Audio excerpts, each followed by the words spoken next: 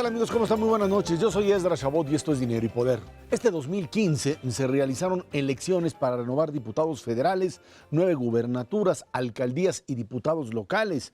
Este proceso electoral se caracterizó por la llegada a puestos de elección popular de al menos 4 figuras que participaron como candidatos independientes. ¿Se acuerda usted? Jaime Rodríguez Calderón, el Bronco, gobernador de Nuevo León; Manuel Cloutier, diputado federal independiente por Sinaloa; Enrique Alfaro, alcalde de Guadalajara; y Pedro Kumamoto, que ganó una diputación allá en Jalisco. Ernesto Cervera, Macario Esquetino, buenas noches, feliz Navidad. Feliz Navidad, un agradecimiento especial a los que nos están viendo por ahorita supuesto antes sí, de la cena de que Nochebuena. Seguramente estarán muy al pendiente de lo que aquí sucede. Pero bueno, ahí está, un año como el que está por terminar, en donde el proceso político fue, pues yo diría, si no determinante, sí fundamental para entender qué es lo que sucede en torno a las distintas fuerzas que tienen la obligación de gobernar, y la aparición fundamental de candidatos independientes que de una u otra forma comenzaron a cuestionar, no solo ellos, sino la propia ciudadanía, el sistema de partidos, tomas de decisión, escándalos, por supuesto, que estuvieron dando la vuelta tanto a raíz de lo que le sucedió al Poder Ejecutivo Federal, como a lo que sucede en estados de la República, donde gobernadores también hicieron de las suyas, ¿no? Sí, creo que lo que vivimos en México durante este 2015 en materia electoral es un fenómeno global, no solamente ocurre en México, en todas partes del mundo los grandes partidos tradicionales de izquierda, de derecha, están perdiendo votos y están creciendo opciones nuevas. Yo tengo la impresión de que esto se debe a una gran transformación de los problemas de la sociedad, que son distintos a los que teníamos en el siglo XX, que fue cuando aparecieron estos partidos que saben resolver esos problemas y no los actuales. Entonces, frente a esta escasez de respuestas, la gente está buscando alternativas, e insisto, no es solamente en México, ocurre en toda Europa, en Estados Unidos mismo, la competencia política tiene esta dimensión, y aquí en nuestro país, dada la forma como es nuestra ley electoral, que no da mucho espacio para la creación de partidos, pues incluso llegaron estos candidatos independientes, y esto pues ha transformado de manera interesante el panorama. Los 3 partidos grandes perdieron votación, el PRI, el PAN y el PRD pierden votación, crecen partidos chiquitos, algunos que no existían, como Encuentro Social o Morena, tienen una presencia. Movimiento Ciudadano, que era un partido pues marginal, ahora es prácticamente el mismo tamaño que Morena, es un partido que ya hay que contar, y estos independientes que, como decías, pues van a hacer que veamos un poco distinto el panorama electoral, no solo en 2015, sino rumbo a 2018. Sin duda alguna es una novedad en el sistema político mexicano el hecho de que lleguen candidatos independientes, que en realidad no son independientes, deberíamos de llamarles candidatos sin partido, porque siempre va a haber algún tipo de dependencia. Y yo creo que lo fundamental en este contexto es ponerlos en su justa dimensión. No es algo que no se haya dado en el pasado en México. Sin embargo, es la primera vez que ganan, y ganan 4 en diferentes puestos. Ahora, también hay que poner las cosas en perspectiva. Suena un poco como que se lanzaron estos 4 a la gobernatura de Nuevo León, a la alcaldía de Guadalajara, a una diputación y local, y a otra diputación federal. Y ganaron los 4. No, se lanzaron muchos candidatos independientes, aproximadamente 250, y ganaron 4. O sea, no es que esté arrasando los candidatos independientes. El porcentaje, pues la verdad es que quitando las gobernaturas es menos del 2% de los independientes que ganaron. Y la verdad es que es muy difícil hacer una radiografía de cuáles son las características específicas por las cuales están ganando los independientes. Evidentemente, como dice Macario, hay un fenómeno a nivel internacional en donde se están buscando alternativas, pero si uno ve los casos específicos, por ejemplo, la gobernatura de Nuevo León, pues es un personaje que venía de ser priista durante mucho tiempo, que no le dieron la candidatura del PRI y que se lanzó como independiente. Teniendo atrás, perdón, nada más, el apoyo de grandes grupos económicos. Grandes y muchísimo dinero. Y periódicos. Y un enojo muy especial de Nuevo León frente a pues, todos los abusos que hubieron en el sexenio del gobernador anterior. Si uno trata de buscar esas mismas características en otro lado, no las va a encontrar. Otros candidatos independientes, como Kumamoto, ganó sin un peso. La verdad es que no hubo grandes cantidades de dinero en la alcaldía de Guadalajara. Y bueno, Cloutier gana porque tiene un nombre creado a través de su papá y a través de una serie de trabajos muy específicos, muy especiales. Decir que a partir de eso los candidatos independientes van a ganar y van a arrasar en las siguientes elecciones en el 2016, yo creo que va a ser increíblemente erróneo y hay que verdaderamente tomar como termómetro específico qué características pueden tener, pero de manera muy especial, ¿qué está buscando la ciudadanía en este tipo de candidatos? ¿Está buscando honradez? ¿Está buscando inteligencia? ¿Está buscando preparación? ¿Está buscando simplemente borrar con el pasado y decir los partidos anteriores no? No tenemos idea específicamente y va a depender de circunstancias muy específicas en las próximas elecciones. Ahora, el resultado electoral fue un resultado que terminó favoreciendo lo que sería a nivel de Congreso al Revolucionario Institucional, al PRI, al gobierno. Uno pensaría que con los niveles de aceptación que tenía el presidente en el momento de la elección, que eran bastante bajos, en el propio desgaste, las propias reformas que de alguna manera terminaron por aterrizar en este año y empezaron a instrumentarse algunas de ellas. Lo cierto es que finalmente en el Congreso lo que se elegía era básicamente pues, la Cámara de Diputados. Lo que tuvimos ahí fue fundamentalmente otra vez la composición de lo que conocemos como esta alianza entre el PRI y el Partido Verde, Nueva Alianza, incluso el nuevo partido ahí ligado a los protestantes que es Encuentro Social, y esto le genera otra vez la mayoría con la que vimos finalmente hace unas cuantas semanas, aprobación prácticamente de una buena cantidad de cosas, entre ellas el propio presupuesto que se da.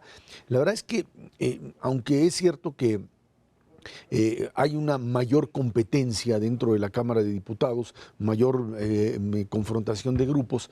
Lo que también es importante hacer notar es el hecho de que la mayoría de las decisiones, cuando uno ve los números, son decisiones que no es que las ganó el gobierno por 5 votos o 10 votos, sino que arman verdaderos consensos en donde incluso PRD, PAN y PRI, Nueva Alianza Verde, etcétera, están allí y la oposición en contra es fundamentalmente Morena, Partido del Trabajo, que finalmente tiene ahí el propio registro, finalmente lo consigue, en una oposición en donde, insisto, sí es cierto que PAN y PRD han venido impulsando y gritando durante todo este año que hay que ser oposición al gobierno porque si no se desdibujan a la hora de las votaciones y de los acuerdos. Ahí están en prácticamente todas, si no es que en todas las votaciones. No se han discutido, creo yo, leyes que tengan grandes conflictos. Es que esas ya se acordaron del Pacto por México. Esa fue otra dinámica. Ahorita como que son cosas más sencillas, es más fácil hacer estos consensos, pero efectivamente ahí está operación política para juntar los votos. Creo que el PRI logra mantener una votación importante, como decía yo, cae también, como caen todos, pero como caen todos, esto le permite al PRI mantener un número de diputados importante, que al sumar con el Verde, que es el que sube de manera importante, yo insisto, por la invención de 300,000 votos en Chiapas, que no son explicables, pues por eso pueden tener algo y con eso ahí van avanzando. Pero esto para 2018 creo que habría que verlo en una dinámica distinta, y ahí es donde va a ser importante el cómo se va compitiendo en 2016 alrededor de las elecciones estatales. Ahí es donde estos candidatos independientes van a ser otra vez interesantes, a ver si se replica en alguna de estas entidades lo que hace un momento decía Ernesto, tuvimos en Nuevo León, no parece hasta este momento que eso vaya a ocurrir. Vamos a ver si empiezan a existir movimientos dentro de los partidos que nos hagan pensar en conflictos de donde se salga alguien para ser candidato independiente. Eso sí se ha empezado a notar ahorita. Sí. Pero ¿cuáles son las características que los hacen ganar? Bien decía Ernesto, pues no lo sabemos con claridad. Podemos explicar uno de los casos o dos, pero no necesariamente todos, ¿no? Y esta yuxtaposición que hay entre tener mucho dinero y usar las redes sociales, híjole, yo me iría por la segunda volando, porque dado lo que ha pasado en las elecciones recientes, la verdad es que el uso intensivo de redes sociales, específicamente los Twitters o los Facebooks o estas cosas, justo antes de las elecciones se empezaron a disparar brutalmente en todos y cada uno de los casos que precisamente ganaron. a final de cuentas es un uso creciente también en todas las elecciones, no solamente en México, sino a nivel internacional, de este tipo de medios que van a tener una influencia brutal hacia adelante. Y pues yo no sé qué tanto vayan a querer ahora legislar también este tipo de utilización en nuestro Instituto Nacional Electoral. Cada vez que hay algo novedoso hay que regularlo Y o ahora quitarlo. hablan de una posible reforma política para el próximo año.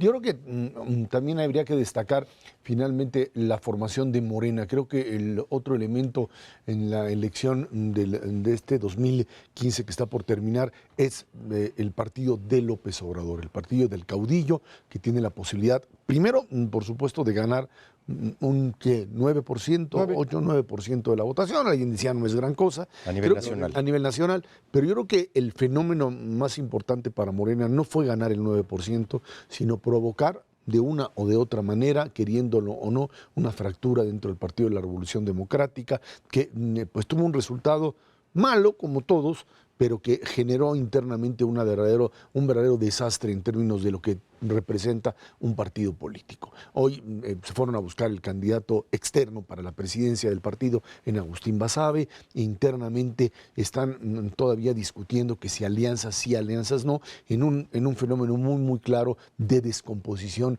de una izquierda que parece pues tiene que empezar otra vez a pelearse con el caudillo para poder establecer una estrategia conjunta frente al proceso electoral. A lo mejor ya no nos acordamos, pero esto es similar a lo que ocurrió cuando Vicente Lombardo Toledano, el gran líder del... Bueno, no, sí, efectivamente todavía no nací yo. Bueno. Sale del PRI para construir un partido, el Partido Popular Socialista, que existió durante años. A lo que me refiero es, no son cosas tan novedosas, ¿no? Porque a veces lo vemos como si fuera algo totalmente nuevo. Yo insistiría que Morena no tiene una votación significativa. Creo que es mucho más importante lo que ocurre en Movimiento Ciudadano, que pasa del 2 al 7% de los votos.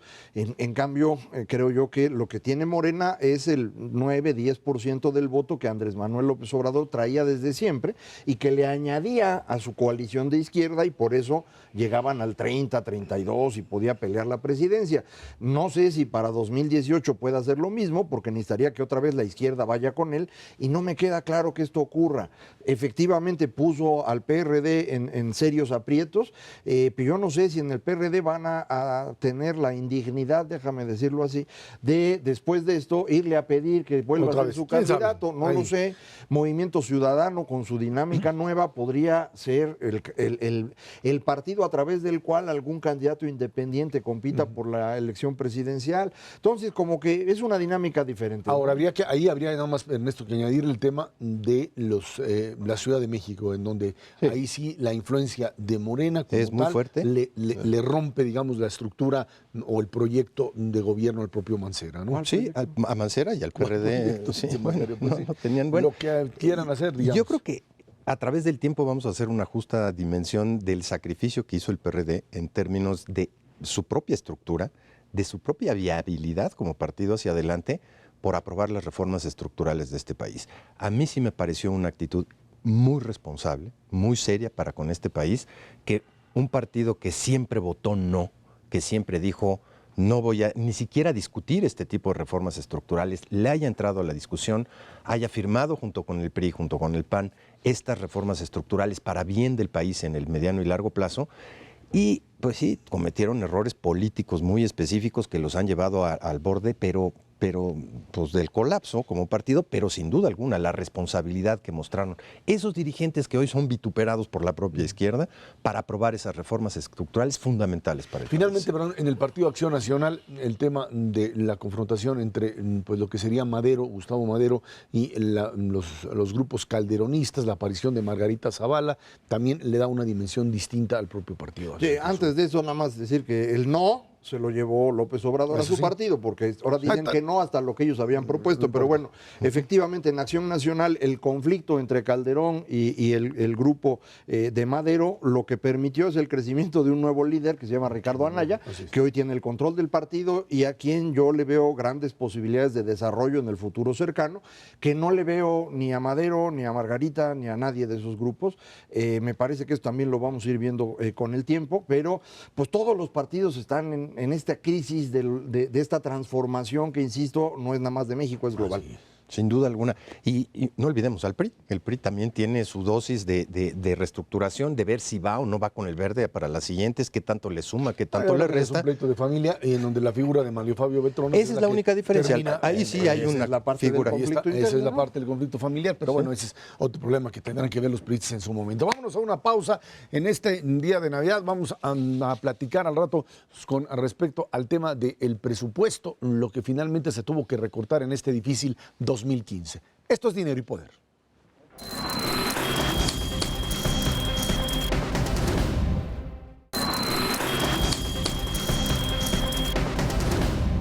A inicios de este año 2015, la Secretaría de Hacienda y Crédito Público anunció un ajuste al gasto por 124.300 millones de pesos, equivalente al 0.7% del PIB. El descenso devino de una disminución en el gasto programable del sector público presupuestario de 11.1% real anual, como producto de una reducción en el gasto en los ramos administrativos y del gasto neto. Finalmente, el gobierno estaba ahí tratando de alguna forma de hacer cuadrar las cifras, se le cayó el precio del petróleo e hizo el gran negocio, sin duda, de este año, que fue comprar una cobertura a $76 el barril, que por cierto le acabaron de cobrar hace unos cuantos días y ahora sí están regresando de las reservas al Banco de México, y que el problema básicamente pues no fue un problema de precios de petróleo, sino fundamentalmente de una caída en la producción, y pues ahora sí se le acabó una buena parte del dinero, aunque hay que recordar que originalmente hablaron, cuando se vino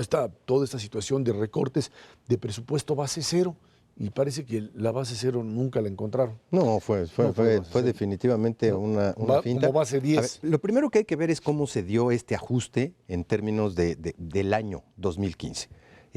No se recortó nada en el primer semestre del año. Ningún político en su sano juicio va a recortar el gasto con las elecciones en junio. Inmediatamente después de las elecciones, entonces sí se vino un recorte brutal. Ya con las últimas cifras disponibles, la caída en el gasto de capital, en la inversión del sector público, es de 35% a tasa anual, todo concentrado en el segundo semestre del año. Sí hay un recorte del gasto total cercano al 7% en este segundo semestre, y marginalmente del gasto corriente, y ahí es en donde vienen específicamente las dudas. El presupuesto base cero no aplicaba definitivamente para el 2015, era un buen deseo para el 2016, que a final de cuentas pues simplemente no se da.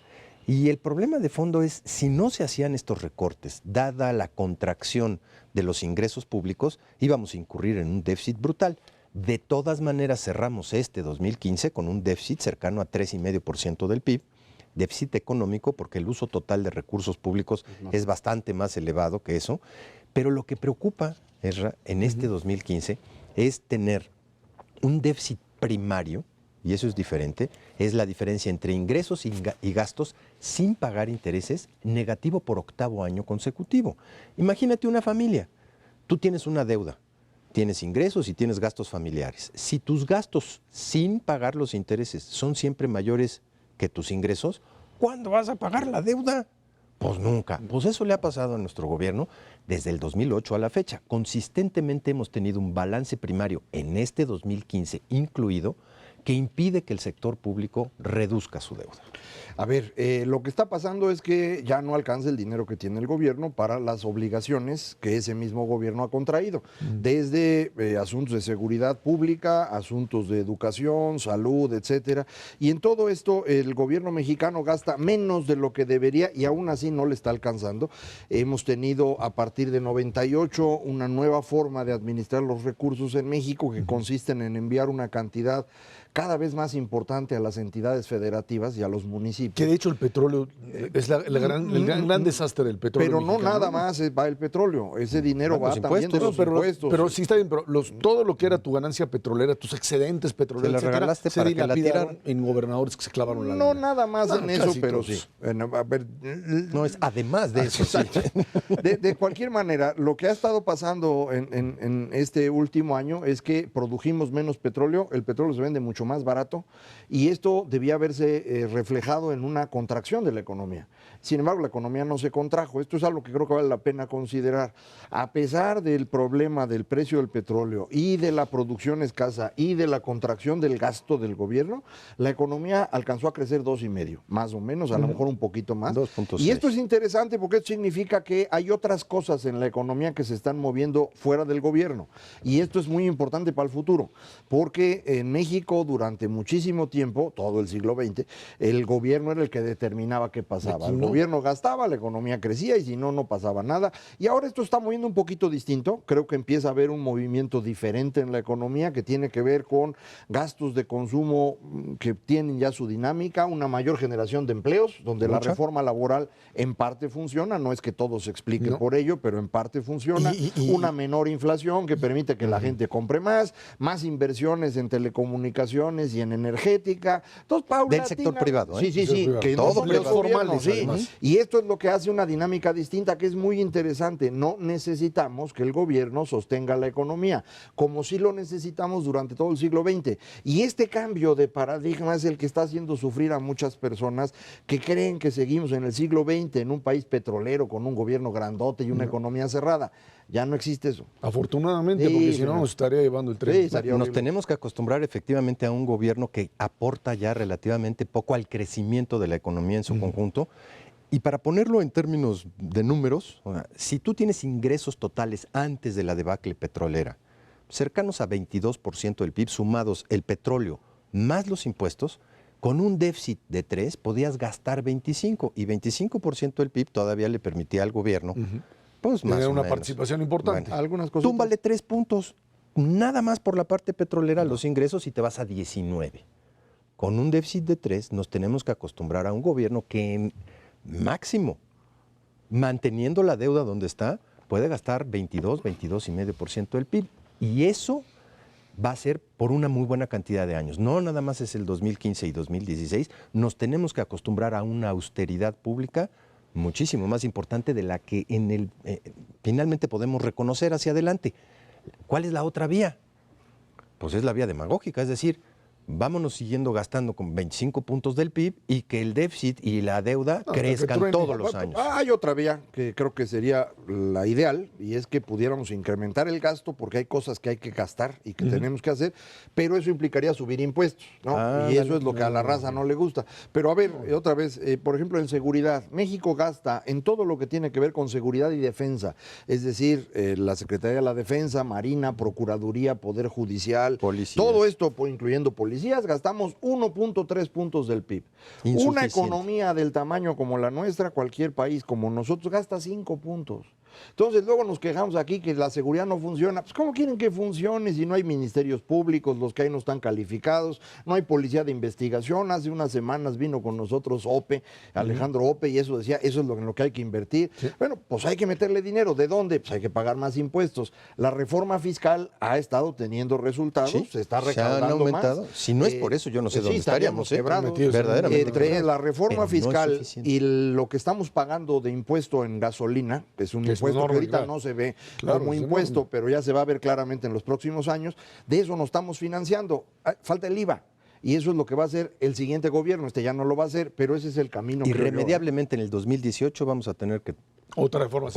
pues por lo menos una discusión seria a nivel país de castigar el consumo Sí. y premiar el ahorro y la inversión. Así es, vía IVA. Ahora, otro de los fenómenos que se dio este año y que creo que no tiene ningún tipo de precedente es una devaluación del peso mexicano de alrededor, denme la cifra, de enero. 20% de de diciembre a diciembre a diciembre. Y si lo Más o ves menos. desde junio ¿No? anterior Es es mucho mayor. 35%. 35%. Con una inflación que pues simplemente no Cerquitita del no 2. repunta. O sea, algo No, hasta que bajó. hasta baja, o sea, algo que resulta inexplicable y empiezan, no, que ya las empresas ya tienen un problema contable, o no contable, sino un problema real de lo que sería pues pérdidas cambiarias.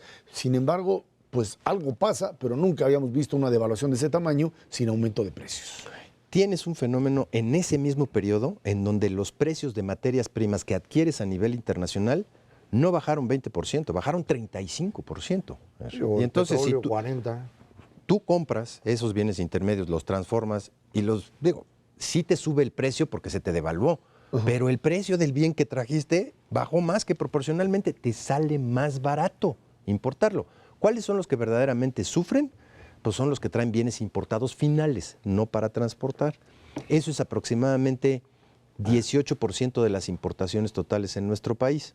Es una parte relativamente pero pequeña. incluso muchos de ellos también están comprando más barato porque el bien final que llega a México se construyó con estos bienes primarios más baratos. O sea, hay este efecto. Sí hay un impacto, pero digamos que no alcanza a trasladarse a lo que sería el... No debiera, y todavía hay cancha para que la inflación siga baja, mientras los precios de las materias primas hacia adelante, hacia el 2016, se queden estables o sigan bajando, como es el caso dada la desaceleración que hay en China y que hay en muchas economías emergentes, pues van a seguir deprimidos estos precios. Ese es el factor número 1. El factor número 2 es la competencia. Tenemos una economía muchísimo más competitiva en donde por primera vez se permite la entrada del sector privado amplio y competidores al sector telecomunicaciones y tienes caídas brutales en precios en donde antes era pues un sueño. Buena parte de la caída de la inflación, por cierto, tiene que ver primero con telecomunicaciones, que bajó el costo de servicio telefónico en distintas modalidades, luego con el eléctrico. El eléctrico ha bajado mucho y esto significa también para las empresas menores costos de producción. La energía es un costo muy relevante. El gas. La materia prima es más barata. Entonces hay, como bien decía Ernesto, margen para que esto continúe y creo que va a continuar a buen ritmo. Y a esto habría que añadirle pues toda la discusión con respecto a salarios, en donde tienes con esta inflación baja aumentos no así desproporcionados, pero importantes de lo que sería el salario real, el poder adquisitivo, el consumo de los mexicanos. Estamos tan acostumbrados a hablar nada más del salario mínimo que nos olvidamos de este poder adquisitivo de los que ganan múltiplos de salarios. Claro. En términos reales aumentó este año por primera vez en muchos más de 2% el poder adquisitivo nada más por la vía salarial, más en lo que se dio por la vía del empleo y nueva generación, una masa de poder adquisitivo que está creciendo internamente al 6 durante 2015. Más las remesas que ya representan el 20% del poder adquisitivo del país, y esas crecieron al 20 puestas en pesos. Por el puro cambio. Por el puro tipo de cambio. Pues sí, pero eso te dio un margen muy importante de resarcimiento de poder adquisitivo de las familias en el país. Así es, Macario. Yo creo que lo que estamos viendo es un fenómeno que va a durar un buen rato. El ciclo de materias primas bajas de bajo precio puede durar 10 años fácilmente. Así han ocurrido en ocasiones anteriores. No lo puedes saber, pero es posible. Más con petróleo, que es un... pero el petróleo se ve claramente los ciclos de 12 años más o menos en las últimas 40. Entonces creo que se puede ver así. Vámonos a una pausa. De regreso platicamos el tema seguridad, también un talón de Aquiles de nuestro país. Esto es Dinero y Poder.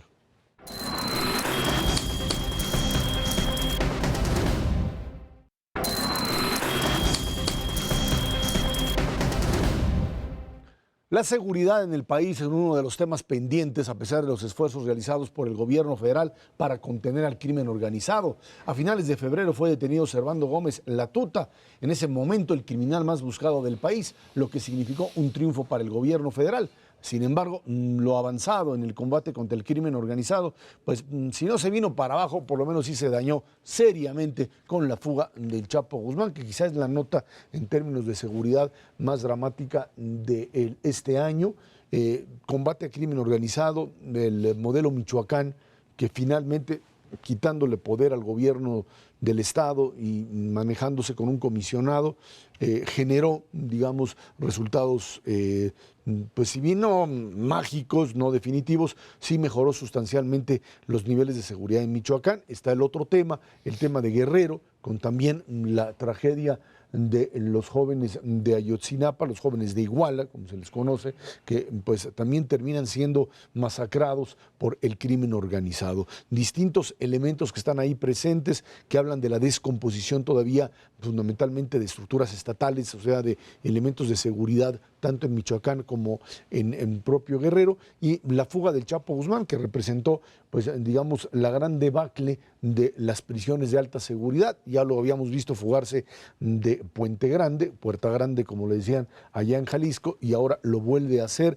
con un nivel de corrupción y de control de los aparatos de seguridad que realmente puso a temblar al Estado mexicano. Sí, ¿no? la primera fuga del Chapo ocurre justamente cuando entra Vicente Fox a la presidencia. Es un cambio muy significativo en el sistema político mexicano que creo que pues mantuvo a todo el gobierno, a todo el aparato gubernamental en una situación difícil de manejar durante varios meses. En ese lapso aprovechó para darse a la fuga el Chapo. Entonces la gente del PRI se burló de Acción Nacional y dijo pues que eran unos inútiles y demás. Cuando vuelven a detener al señor Guzmán, el gobierno de México, ya bajo el PRI, decide que no lo va a extraditar porque lo podemos mantener en la cárcel en México y se les fugó. Entonces, creo que esto debería ser una señal muy clara de que el problema de seguridad no es un problema de partidos políticos y que no es fácil de resolver por nadie en el gobierno porque no hay los instrumentos para ello. México funcionó de una manera muy distinta en el siglo XX. A partir de 97 que se empieza a transformar el sistema político mexicano, es también el gran momento de transformación del sistema del crimen organizado. Es la muerte de Amado Carrillo, el Señor de los Cielos, la dispersión en estos grandes cárteles que nos van a llevar a esta dinámica cada vez más violenta.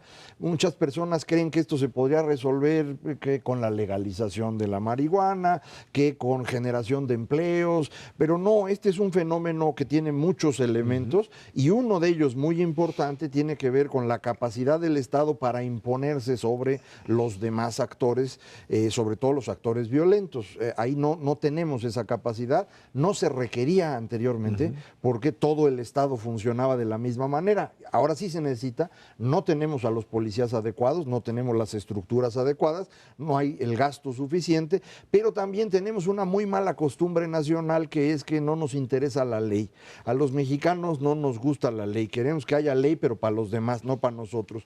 Y un buen ejemplo es lo que ha ocurrido en los últimos días aquí en la Ciudad de México con la entrada en vigor del reglamento de tránsito que generó un montón de quejas porque nadie quiere que se le aplique la ley. De pronto dicen, es que esta ley no está bien. ¿Por qué? Pues porque hace lo que yo no quiero. Es decir, me obligan a ir a 50 kilómetros por hora en Insurgentes cuando yo pienso que debería ir a 80. Bueno, a ver, espérate, maestro. O hay ley para todos o esto no funciona. Sí, nada más. Espérame, aquí la parte importante en esto es necesitamos Estado de Derecho y eso requiere las dos cosas, Estado fuerte y el convencimiento social de la importancia de la ley. Nada más que para que se aplique directamente esa ley, la tienen que aplicar primero los propios gobernantes, porque tú quieres ir a 50 kilómetros por hora en Insurgentes. Y pasa Mancera y te rebasa. Mientras pasan, no, deja Mancera, pasan lo que sea con motocicletas y guarros y se paran en doble fila, te cierran. Bueno, ese es el elemento que tiene que estar ahí presente. Las dos cosas. Bueno, y una policía muy buena. Bueno, está bien. A la que no le tengas miedo a la hora que te paran para ponerte una multa. Bueno, en cualquier caso, si uno ve las cifras de delincuencia en este país y los homicidios, efectivamente, 2013 y 2014, ya desde 2012, se veía una tendencia a una reducción, misma que se detuvo hacia mediados de 2015 y al cierre del 2015 otra vez tenemos una pequeña subida precisamente en ese número específico que todo el mundo dice, pues ese es el número de crímenes, es la guerra de Calderón, es una serie de factores.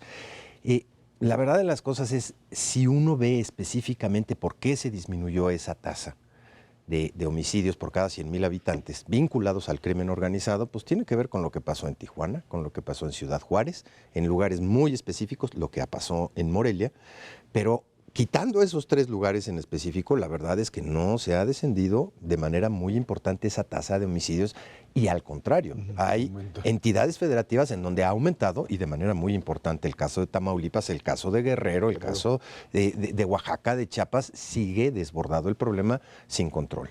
El otro aspecto, esta parte de las bandas y de crímenes organizado, sí ha habido una concentración, una reconcentración en la parte de la presencia nacional de este tipo pues, de carteles de la droga, con una dominancia específica en el Pacífico para la exportación de la cocaína, pero el resto de las bandas se han pulverizado y se han dedicado ahora a un crimen mucho más pernicioso, que son los asaltos, la extorsión y el secuestro para propia población. Y ahí específicamente no se encuentra esa misma tendencia, más que en el caso del secuestro, pero otra vez con un repunte hacia el cierre del 2015. Y es por eso que se necesita un Estado fuerte. Es decir, en el momento que tú logras cerrar el tráfico de droga, por ejemplo, o rompes uno de estos grandes cárteles, pues no es que se vuelvan santos todos, más bien tienen que ganarse la vida de una forma distinta. Mucho más y agarran violenta. al más débil que encuentran, que son los ciudadanos. Más violentos se vuelven. Puede ser, no sé si es más violento Sí, o se han no, pero vuelto es más más violentos. dañino para la población, sin duda.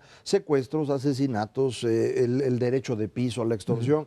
Yo creo que en el fondo lo que hace el crimen organizado es sustituir al Estado. En una sociedad moderna nada más debe existir un bandido, el Estado. Si no se impone a los demás, entonces empiezan a ocurrir estas cosas, y por eso es importante que tengamos estos cuerpos más fuertes para enfrentar. Por ejemplo, en Guerrero, no hay manera de que en Guerrero haya orden si tú no tienes un sistema político que funcione con cuerpos de defensa bien pensados. Ahorita, pues Acapulco es una tragedia, y en Iguala, todo el mundo le hizo caso a Iguala cuando desafortunadamente mataron a estos 43 jóvenes, pero han estado matando gente todos los días desde entonces en Iguala, y lo mismo, y los mataban antes. Es decir, yo creo que no hay que voltear a ver nada más a los jóvenes de Ayotzinapa, hay que ver que lo que ocurre en Iguala es una tragedia nacional que no es permisible y que requiere un esfuerzo combinado del Estado mexicano, y ese no se ve. Ahora, sí hay que reconocer ciertos logros y ciertos avances, pero la verdad es que bajo esta perspectiva de 4 puntos fundamentales todavía no se percibe un plan generalizado para todo el país. ¿Y cuáles son los 4 puntos? Llegar a tener 480,000 policías bien pagados y confiables. Tenemos 80,000. Nos faltan 400,000, y con las academias de policías trabajando 24/7 nos vamos a tardar 10 años. No hay que perder esa pista. Todo el Ministerio Público, pues hay que recomponerlo y hay que cambiar más del 80%. Los juicios orales pues van a ayudar en algo, pero la verdad es que tenemos jueces. No tenemos el capital humano para sustituir a 80% de los jueces que pues de alguna u otra manera están vinculados ahí. Y ya que los pescaste, procesaste, juzgaste, cárceles. La verdad es que después de lo del Chapo, sí necesitas un sistema penitenciario que efectivamente esté a la par del mundo. Yo les diría que habría que agregarle que, más allá del tema Chapo, que finalmente es el único de los grandes que se pudo fugar, digo, no es que sea Cualquier cosa, pero tienes todo el resto de la estructura todavía funcionando, pero sí tienes todo un modelo de justicia que no funciona, en donde tienes muchísimos jóvenes metidos en las cárceles que de alguna manera pues cometieron determinados tipos de faltas, y que al llevarlos a las cárceles lo que haces es convertirlos en profesionales del crimen. Es mandarlos a la escuela del crimen. Más o menos, y la verdad es que esto es lo que tendríamos que empezar también a transformar de manera importante. Pues sí, pero para eso necesitas jueces que funcionen. Sí. Y según un estudio que hizo la Universidad de las Américas, México tiene la tercera parte de los jueces que debería tener si nos comparamos con América Latina, no comparándonos con países avanzados. Entonces, tenemos ahí un déficit muy serio. Entonces, ¿qué es lo que ocurre? Que el juez nunca ve el caso, lo resuelve el secretario de actas, va firmando las cosas y va metiendo a la gente a la cárcel, a menos que le pasen una lana, porque también es un poder corrupto, igual que todo lo demás en este país. Entonces, este proceso para modificarse requiere un esfuerzo serio y requiere muchos recursos. Y otra vez, regresamos a lo que estábamos platicando en el tema del presupuesto. No hay dinero. Si queremos resolver esto, necesitamos invertir mucho más, y eso requiere convencer a la población de que hay que aportar estos recursos y que es más barato pagar impuestos que pagar extorsión o que pagar secuestros. Esa es la forma de resolverlo. Por cierto, hay un tema en esto que es clave, y es el Sistema Nacional Anticorrupción, que durante 2016 se va a estar discutiendo. Es muy importante que estemos encima del sistema político mexicano para que el sistema anticorrupción se pueda hacer como está pensado, y que no lo empiecen a posponer y arreglar. En verdad puede ser un parteaguas, como siempre se dice, pero hay que estar detrás de eso. En todo caso, habría que concluir que en el tema de seguridad sí hay muchas asignaturas pendientes, y que una de ellas está ligada básicamente a este concepto de impunidad. Y creo que esa es la clave, ¿no? Sí, O mientras sigamos... Respetar el Estado de Derecho. No, No, pero el castigo, el castigo. O sea, claro. si sabes que no Eso te es, pasa llevarlo nada, hasta sus últimas si sabes consecuencias. que no te pasa nada, o que tampoco... Es que esa impunidad también funciona para los propios funcionarios públicos. Claro. Saben que finalmente... ¿Por qué los gobernadores pueden seguir saqueando todo esto? Pues porque no has visto a un gobernador en la cárcel, en el peor de los casos. Bueno, por ahí algunos, ¿no? Solamente Bueno, los también- que se enfrentan al poder a político, pero no exactamente. por robar. No. Eso es raro que ocurra. Así es, pero sí, bueno. esperamos ver algunos, échale ganas de esto. A ver si el próximo pronto, año. sí. A ver, si vámonos a una pausa y de regreso vamos a platicar con usted sobre el tema que pues este año a nivel internacional fue fundamental, el tema del terrorismo, el tema del surgimiento de organizaciones extremistas islámicas que tienen ahora una mayor capacidad de operación en todo el mundo. Esto es Dinero y Poder.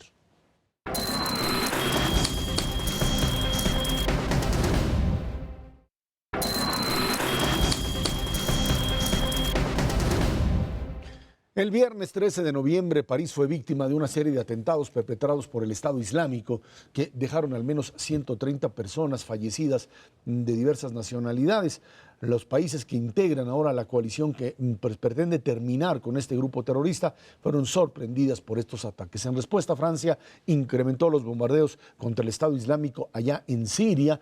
El Estado Islámico como tal amenazó con realizar atentados en 60 países que conforman la coalición. Bueno, la verdad es que este fenómeno del surgimiento del fundamentalismo islámico en su rama sunita fundamentalmente o básicamente, ya habíamos tenido desde 1979 el surgimiento del fundamentalismo chiita, pero quizá aquí lo que hay que analizar como elemento principal es cuando Occidente decide que después del fin de la Guerra Fría y la amenaza de Saddam Hussein en el año 90 invade Kuwait y quiere convertirse en una fuerza, el grave error fue apostar a que el nuevo mundo, ya sin dos bloques, sin la Unión Soviética y el bloque comunista, tendría que ser, y este es el pensamiento occidental fundamentalmente norteamericano, de aplicar la democracia en todos los países y a condenar a dictadores y a, pues de alguna manera, presionarlos y si tienen problemas internos, por supuesto, no apoyarlos, a menos que sean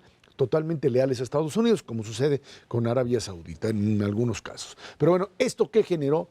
La locura de George Bush, hijo, al invadir Irak la segunda vez 2003. y quitar a Saddam Hussein. Hay que recordar que el primer Bush en la invasión del 90 lo sostiene, lo deja, dice no hay que quitarlo, porque sacar estructuras autoritarias en países en donde no hay formas de organización política alternativa, terminas generando guerras tribales. Y eso es lo que tenemos. Así se desbarató Irak, así se desbarató Siria, ¿sí? Así se desbarató Libia, y esto dio el surgimiento a otra vez los choques dentro del Islam entre chiitas y sunitas, en donde el grupo sunita, que pues ahora mayoritario, intenta reclamar no solamente su fuerza, su capacidad de acción, sino el retorno al pasado, el tema de los califas, del califato, para reconstruir todo un pasado que parte del principio de que aquel que no es y no se comporta a partir de sus leyes, sus reglas, pues tiene que ser exterminado incluso, ¿no?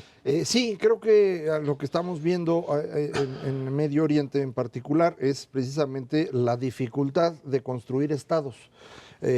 Nosotros que nacimos en un país que más o menos funciona, nos quejamos que el gobierno, etcétera, pero este es un estado que más o menos se construyó y que tiene ciertas estructuras que pueden funcionar. Esto no es fácil de hacer.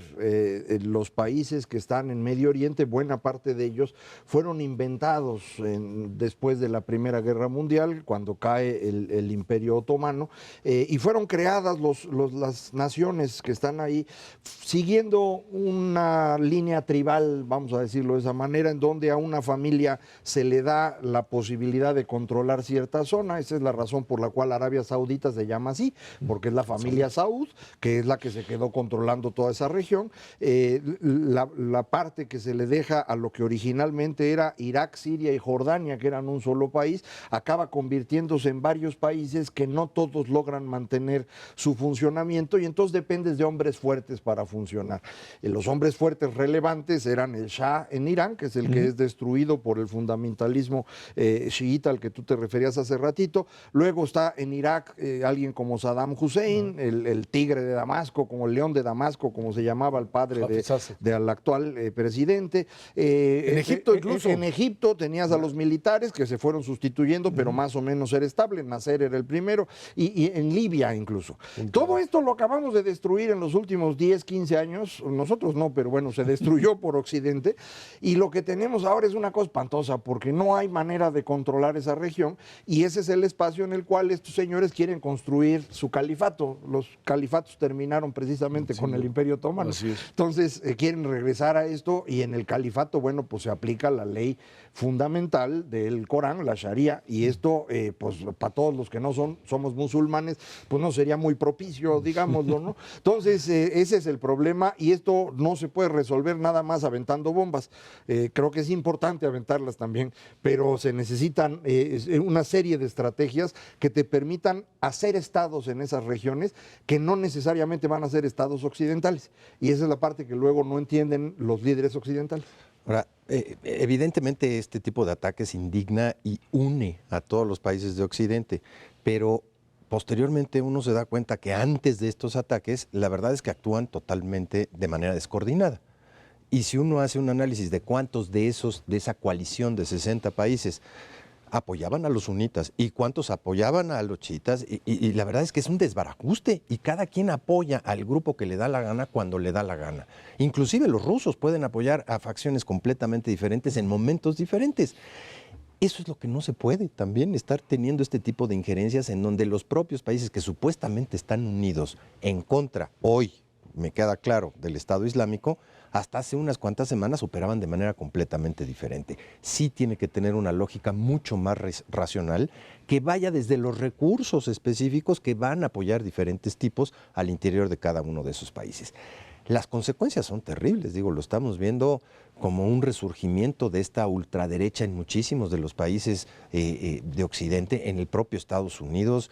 El caso de Donald Trump es verdaderamente patético, y lo que está sucediendo en términos de ataques a diferentes lugares en donde se reúnen los propios árabes, que no tienen nada que ver con esto, verdaderamente se está gestando un odio social que, híjole, nos puede llevar a cosas verdaderamente irracionales en el transcurso de las próximas semanas. Ahora, lo cierto es que el Estado Islámico como tal, este concepto que es parte de la ruptura al interior de Al-Qaeda, lo que terminó generando es el concepto que no existía hasta ahora, ni siquiera en el 2001 con los ataques terroristas. Al-Qaeda, la organización, es la reconstrucción del Estado, que ese es el nuevo fenómeno que hay que atacar. Y es cierto, el tema Siria es un tema fundamental, porque hay que recordar que esta guerra civil de más de 4 años, de cientos de miles de muertos, pues no termina por resolverse, porque Rusia apoya al chiismo de Assad frente a lo que sería una coalición occidental que apoyaba a unos rebeldes que pues los dejaron morir ahí al final, no tuvieron la capacidad para pues hacerlos llegar al poder. Y entonces lo que tienes, junto con lo que sucedió en Arabia Saudita, de estar apoyando originalmente, estos grupos terroristas son apoyados por los propios gobiernos para enfrentar a quienes, a los chiitas, o sea, al grupo iraní, y de repente los Frankensteins pues logran establecer ese tipo de control. ¿Cómo rediseñar otra vez Medio Oriente? ¿Cómo volver además al tema de la viabilidad económica de estos estados que viven del petróleo total y absolutamente, no tienen ninguna otra cosa, no tienen la posibilidad de ahora sustituirlo, y por ello incluso con precios del petróleo tan bajo siguen produciendo y seguirán produciendo porque no tienen otra alternativa? Sí, yo creo que hay 3 elementos ahí muy importantes. El primero es que el factor que más desestabiliza es el que creían que estabilizaba, que es Arabia Saudita. Ese es el problema más serio, y eso es lo que habría que resolver, quitando el respaldo a la familia Saud, nada más que eso requiere un montón de valor y no lo tienen. No, y te puede generar otro problema pues mayor. sí, pero es la única desastre. Pero estos países de la zona son los países que más gastan en defensa en todo el planeta. Ahí se invierte el 10% del PIB en defensa. Los únicos países cercanos a eso son Estados Unidos y China, que gastan 5 puntos del PIB en Antes ese Rusia, tema. pero ya no. No, Rusia no tiene ni dinero. Rusia tiene el mismo dinero que México. Pues no alcanza para ser potencia con eso. eso. El otro elemento clave ahí es el petróleo, precisamente para financiar esto, y la decisión de Estados Unidos, del señor Obama, de que ya no quería mandar tropas a ningún lado, pensando que esto se puede resolver de otra manera. No, si va uno a querer ser el país más importante del mundo, uno tiene que tener ejércitos colocados en posiciones relevantes y tiene que mandar, como dicen en Estados Unidos, botas al terreno. Y esto no lo quiso hacer Obama, y si lo va a tener que hacer el próximo presidente, sea quien sea en Estados Unidos. Y aquí nada más un último comentario. Digo, yo sé que es año Nochebuena y Navidad y sienten gacho, pero no se les olvide Nigeria. Nigeria es uno de los países más importantes para los próximos años, es uno de los más grandes en población, depende del petróleo, tiene un conflicto interno también entre religiones, y hay un grupo terrorista, Boko Haram, muy importante. Creo que esto va a ser un factor de desestabilización clave para los siguientes años. Entonces, para que mientras lo pueden empezar a buscar en el mapa para que luego no tengan problemas. ¿Y por qué desprecias a Venezuela? Parece que acabas de escribir. Dependen del petróleo. Van a tener una guerra civil si no se compone la cosa. Aunque hayan votado democráticamente por otro, puede ser un verdadero desastre, igualito, maestro. Ahí lo cierto es que este fenómeno de terrorismo es totalmente distinto al que se tenía anteriormente, y a partir de esta nueva realidad es como hay que saberla enfrentar. Dejar de pensar que todo el mundo se maneja con valores occidentales e interpretar una realidad así. Renato Cervera Macarios, que tiene muchas gracias. Una muy feliz Navidad, feliz Año Nuevo también para todos ustedes. Bueno, recuerde que estamos aquí todos los jueves a las 10 de la noche en Dinero y Poder, también en la radio, Noticias MBS en el 102.5 del FM, de lunes a viernes de 5 a 7 de la noche. Por nuestra parte, muchas gracias, muy buenas noches y feliz Navidad.